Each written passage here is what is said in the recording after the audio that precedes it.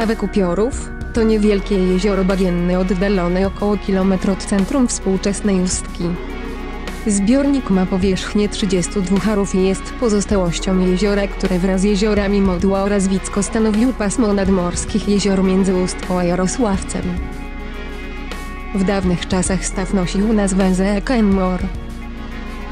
Jeszcze kilkadziesiąt lat temu było to jedno z najbardziej mrocznych miejsc przyprawiające mieszkańców Ustki o gęsią skórkę. Obok stawku biegła kiedyś droga prowadząca z Ustki do Lędowa. Przejeżdżały tamtędy konne wozy.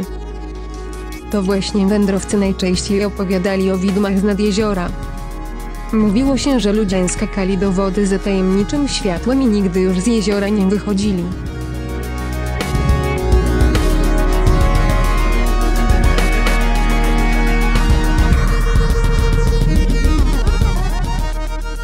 W roku 1930 lokalny dziennikarz Erich Broze na łamach tygodnika Ostpomerische Heimat opublikował historię usłyszaną od swojej 80-letniej wówczas babki.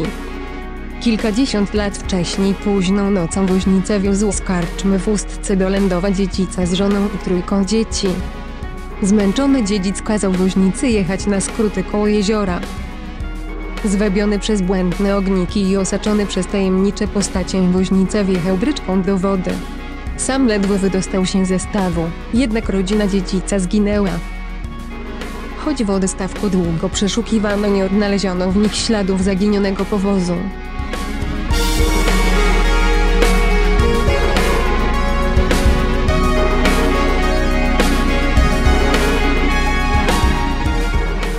Przez wiele dziesięcioleci ustczanie szczególnie wieczorami omijali jeziorko. Wierzyli, że straszą tam topielcy, którzy się w nim utopili.